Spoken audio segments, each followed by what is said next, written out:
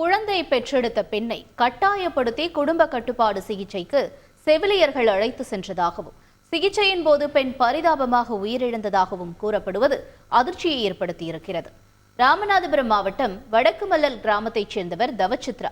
கர்ப்பம் தரித்திருந்த இவர் உத்தரகோசமங்கையில் உள்ள ஆரம்ப சுகாதார நிலையத்தில் பிரசவத்திற்காக அனுமதிக்கப்பட்டு பெண் குழந்தை பெற்றெடுத்திருக்கிறார்.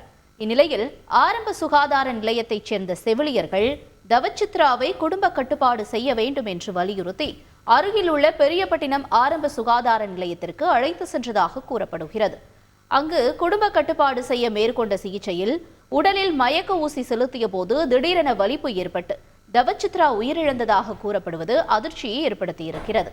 உரிய மருத்துவர்கள் மற்றும் செவிலியர்கள் இல்லாமல் ஆரம்ப சுகாதார நிலைய மருத்துவர்கள் மூலம் குடும்ப கட்டுப்பாடு செய்யப்பட்டதாலும் மருத்துவர்களின் அலட்சியத்தாலும் பெண்ணின் உயிர் பறிபோனதாக தவச்சித்ராவின் உறவினர்கள் குற்றம் சுமத்தினர். தொடர்ந்து ராமநாதபுர அரசு மருத்துவக் கல்லூரி எதிரே சுமார் 100க்கும் மேற்பட்டோர் சாலை மறியலில் ஈடுபட்டதும் பெரும் பரபரப்பை ஏற்படுத்தியது.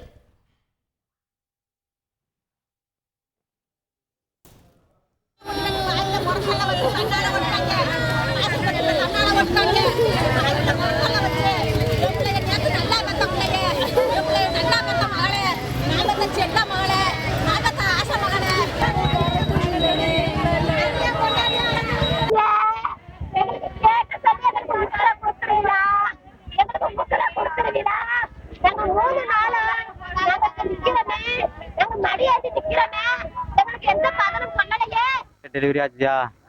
டெலிவரி ஆன 2 நாத்து எங்கள் ஊர் நர்ஸு முகாம் நடக்குது. இங்கே ஆப்ரேஷன் பண்ணிருக்கோம், குடும்பத்துக்கு கட்டுப்பாடு பண்ணிக்கிறோம்னு சொல்லி கூட்டிகிட்டு போனாச்சியா. நான் ராமநாட்டில் பண்ணுங்கண்ணேன், அங்கே பண்ணுறாங்க வாங்கன்னு கூட்டிகிட்டு போனேன். பெரியபட்டினத்தில் எந்த முகாமும் எதுவுமே ஃபெசிலிட்டி எதுவுமே கிடையாது.